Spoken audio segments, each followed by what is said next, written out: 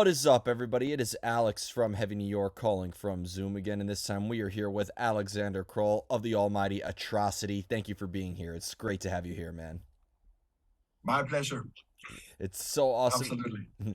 It's so awesome to have you here. We got Occult Part 3 coming out very, very soon. For people who may be discovering Atrocity for the very first time, however, and this may be their first edition to Atrocity, do you recommend that they go back and listen to Occult 2 and Occult 1? Is this like a series that's meant to be listened to in a chronological fashion, almost like a movie series in a way? Yeah, in a way, you could see it like that, but it's like, each record has their own identity, so to say. So it's connected. It's a trilogy about the dark side of human history and everything connected.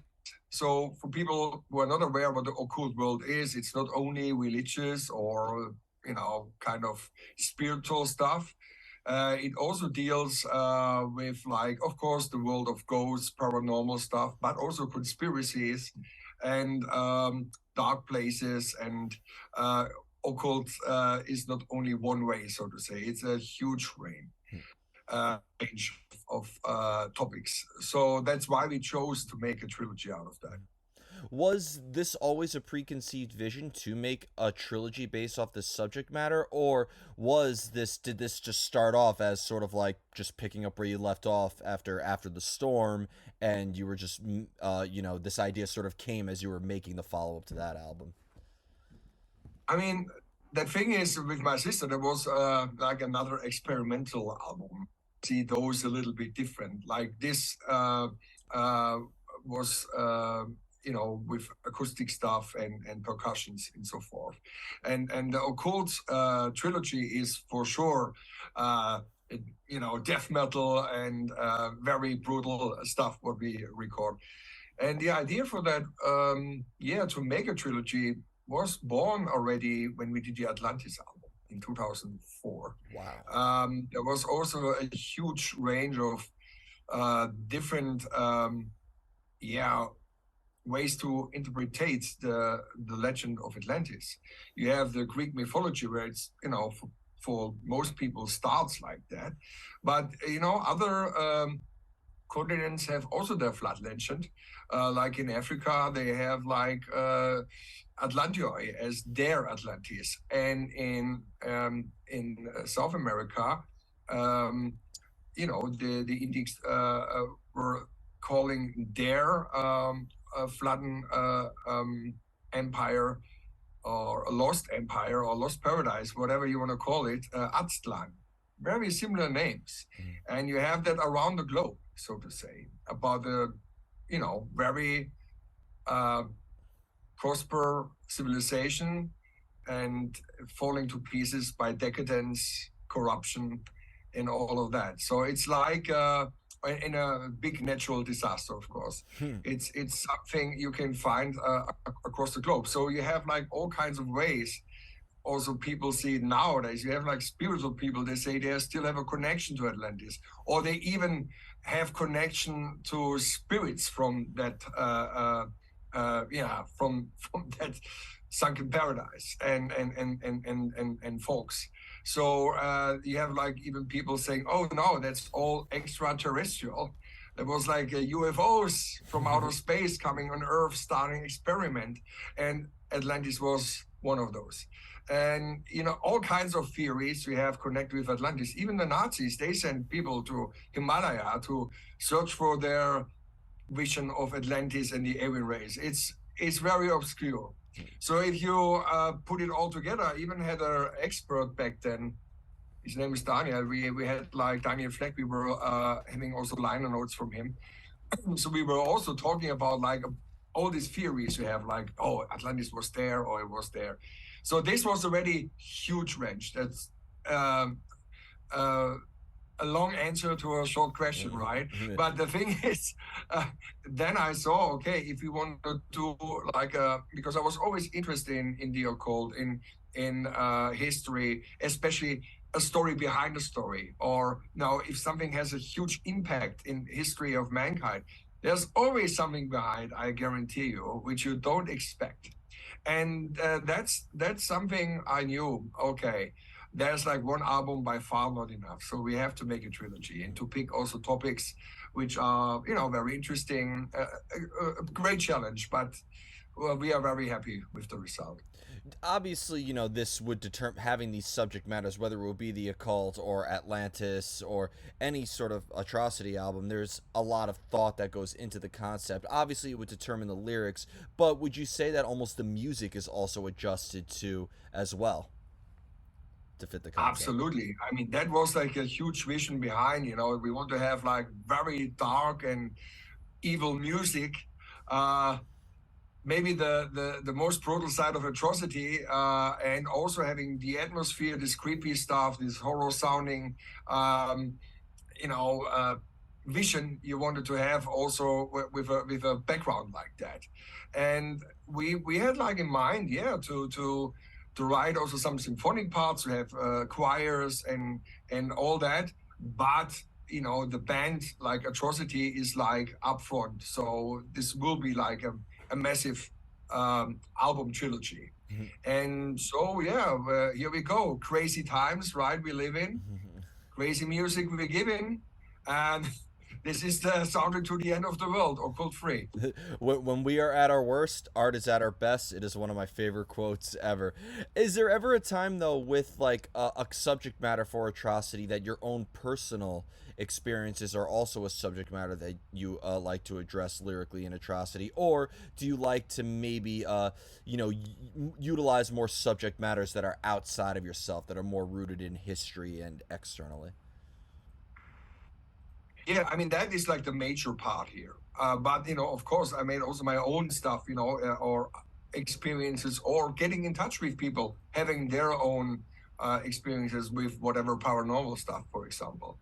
And it's always something. Do you believe in ghosts? Do you not believe in that? Or, it's the same with people believing in their religion.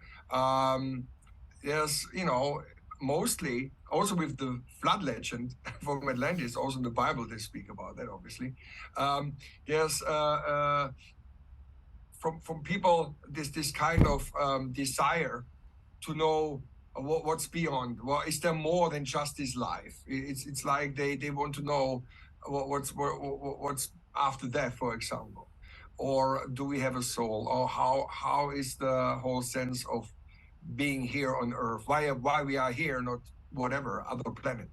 It's all the way. And this is something the authorities, especially in religion, were always afraid of. As people were, scientists were, digging much deeper and, having their facts and not just fiction of religion, and this is like a problem if you want to keep your followers yeah, under the chain, so to say. And that is where a lot of like occult wisdom basically is like science, or had to be hidden from the authorities. And there's another thing which comes across all of this, which sums up also, we see it nowadays very, very good. It doesn't matter which political system you are living in or what religion basically you believe in. Most of them have like one receipt, and especially in politics, is always the same. Is like fear. That's like the thing. How you can manipulate people, how you can control them, and this is very connected also to the whole conspiracy happening in politics, but also in religion. And you don't have to be a conspiracy theorist to see, oh, okay, always in history when things went wrong, there was some reasons for that. Yeah. Well, And that is very obviously, and you don't have to be coming up with some whatever stories. I could tell you, with every crazy conspiracy theory I've heard, there's one silver lining. People are still very fucking creative. I could tell you that much. So, Yeah, yeah, that's for sure. On the other side, I have to say, there were always things in history you wouldn't believe that they were happening, and it was mostly done by authorities. from butchering babies in the name of Satan to gain power, like French aristocrats were doing back in the day. And and this was all hidden. Also, the court case. We wrote a song on the first court album called La Voisine.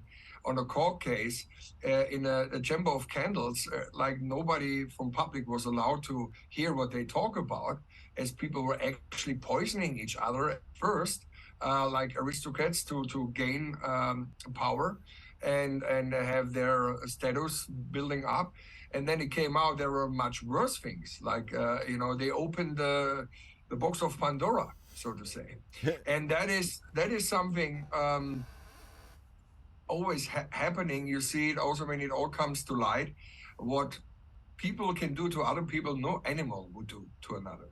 We're the only animals that do kill for sport and for reasons other than food or territory. But I think that we are also the only animal that can have the ability to produce knowledge and entertain ourselves in complex ways. So I think that's what makes humanity such a unique specimen. And you bring up an excellent point too, because I wanted to ask, is there almost like, would you say when you are getting up into the songwriting mode for Atrocity, is there almost like a lot of research that's involved, and are you almost looking at other mediums, whether it will be literature or film or art history, before you pick up an instrument to start writing music for Atrocity? I mean, they're both sides. First of all, we are a metal band, right? So we love that music. That's my lifestyle. I produce other bands. I do also videos, but always I like also like a painter. I like to paint pictures with the music.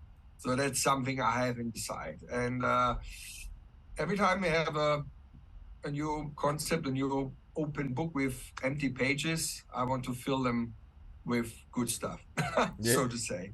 And that is also with the artwork, videos, and the main thing is the music, of course. And this is something I enjoy also with my other band, Leaves Eyes. So that is another approach. We write about Norse mythology, all that. I'm also a Viking reenactor. I do sword fighting, training this several times, and going to battles and stuff like that.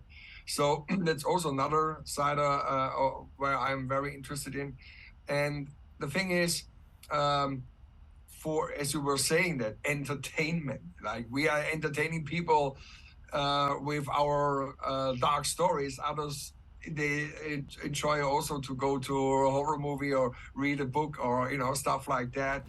And that is also a huge part, of course, to make great metal songs with some thrilling topics and giving the fans like the full package, so to say. On the other side, I think it's also in a way that we as an artist, we have like this, especially in the metal world, we have this tendency to sniff stuff out, right? If you look at all the 80s album cover artworks, they're all happening now. We got pandemics, we got nature catastrophes, It's so hurricanes, scary. whatever, wars, nuclear threat, and all that. What's next? The zombie apocalypse is still missing. Yeah, I Waiting know. for that one. I know. Honestly, there are so many metal albums that are just so unsettling to discuss, including albums that came out around the time. Like Heaven Shall Burn's album came out right when the lockdown happened, and those lyrics, like, to me, were just they're the equivalent to the news that we were hearing at the time because of how like accurate it was. It was terrifying. And another question I wanted to ask you actually is, because with Leaves Eyes, you're talking about a lot of Vikings and a lot of mythology incorporated in there. Does that at all maybe make it a similar creative process, or is there a similar mind frame because you're utilizing stories and subject matters outside of yourselves in a way? Is there anything that makes those two similar, or are they separate mindsets altogether?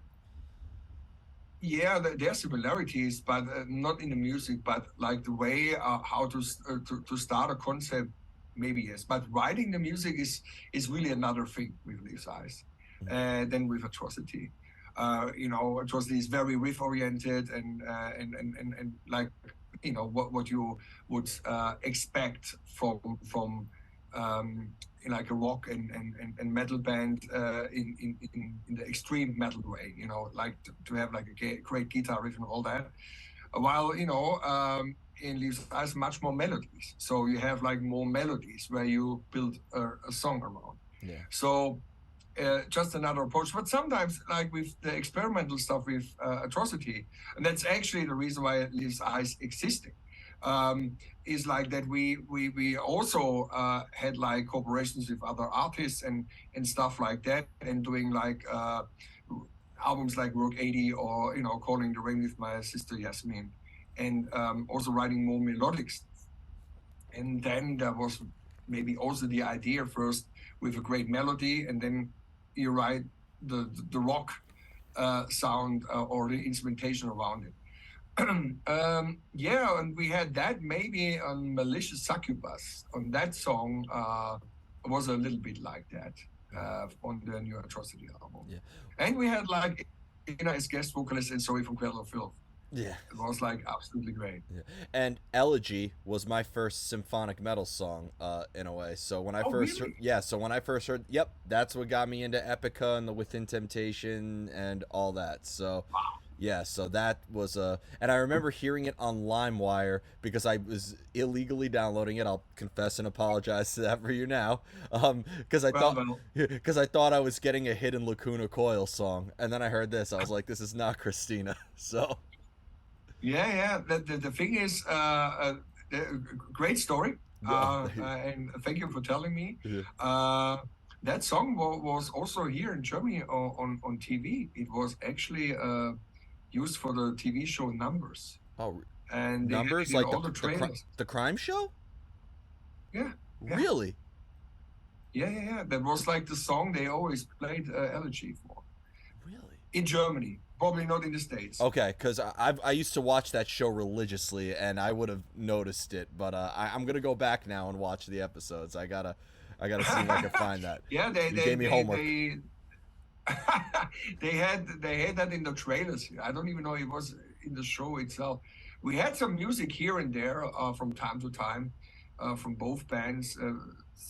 Somebody calling me, hey, I heard that song in this show, and yeah, that Heidi Klum's Germany's Next Top Model was one of the weirdest I heard then, and but whatever, like some stuff I produce here, and then wherever it goes then. A symphonic metal song for like a very sort of retro crime show, and then also like you have a hardcore punk song for like from the Transplants being used in Garnier shampoo commercials. I love it when it's like it on paper it sounds horrible, but it works. Yeah, it works. And the funny part is here that like we all remember the times when like, oh, heavy metal, they all Satanists and it's bad for the children to listen to, and now it seems to be cool. I At was least now in Germany we have the Wacken open air, right? yeah. And every year since a couple of years, it's in the news when it starts. Like news on TV, you go like, oh, okay, well, what's happening somewhere? Oh, Wacken, Yep. okay.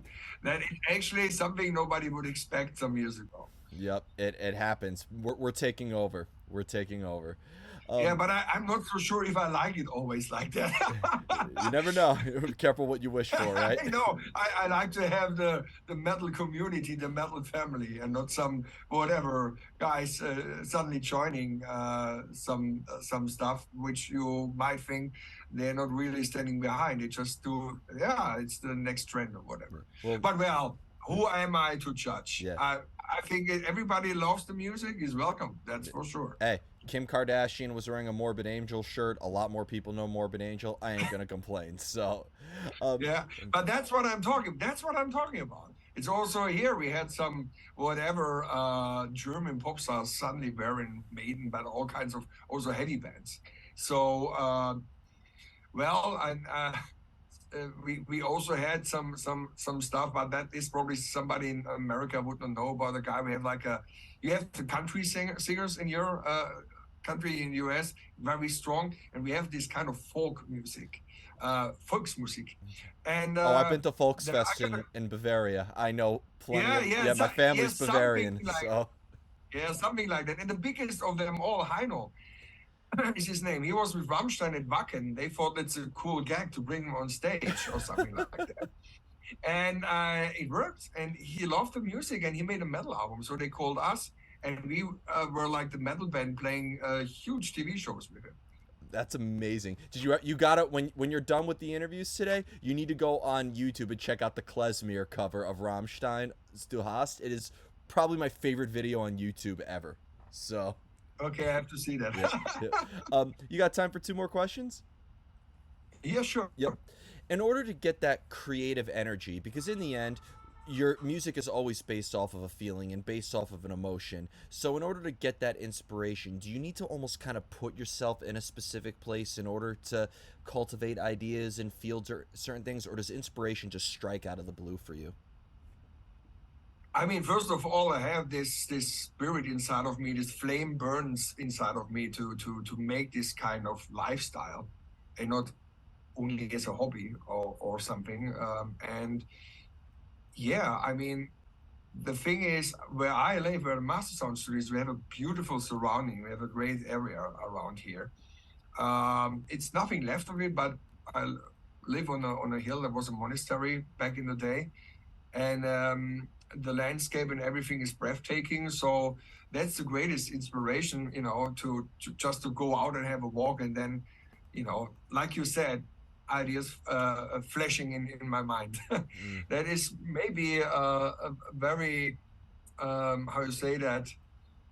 Yeah, not only a very great inspiration is the nature itself, but it's like an amplifier that I wanted to say. It amplifies what's inside of me. yeah, definitely. And the final question I wanted to ask you is because you touch upon so many subject matters in Leaves Eyes and Atrocity that I think really do resonate with a lot of people, even if none of us are. And I'm sorry to all my melodic death metal loving friends, but we're none of us are Vikings. But even though and like you write a lot about Norse mythology, that resonates with a lot of people, and I know a lot of people who were resonating with Atrocity during these dark times.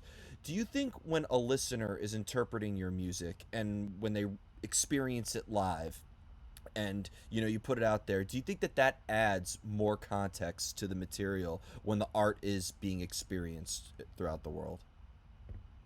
I think it is like that, yeah. I think like if people also feel that, they it's not only credibility or something like that. They very often talk to me, fans, and say, "Hey, I really connect to all of that what you do, as I can really dive into the whole music and have a complete world open for me." And that is the biggest compliment I can get. As you know, that is the way I tried to explain before, like open a book or make a new painting with the music, and writing a book with lyrics, so to say, all in a short form, but still people have their chance to also to explore it their own way. Sometimes if I have a vision, or my colleagues, or I also have to mention that, of course, when we were just hanging together with Lee's Eyes the last weeks and writing new songs and stuff. It's also great to work with each other, to push each other, and having great ideas and write them together. That's also very important to have a band, that you have the chemistry and all that. And what I wanted to say is, like, if you have a own vision for something and people, they find themselves even in another way, how that music gets their channel in their heart or soul, and that is amazing, to hear what people sometimes interpret or what they feel or what they come up with your own music.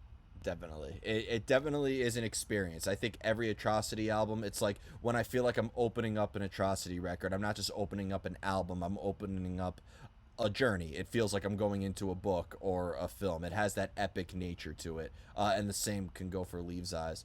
So before we go, you. I want to thank you so much for your time today and for such an awesome conversation. We definitely got to do a part two one day because we could talk about this art history stuff for hours on end. Is there just anything else with Atrocity or Leaves Eyes that you would like to promote in terms of tours, some new music? I know that next year is going to mark 20 years since the debut of Leaves Eyes. If we could be expecting something of that, what could we be expecting? Well, first of all, thank you, Alex, name brother, Yeah, for awesome interview.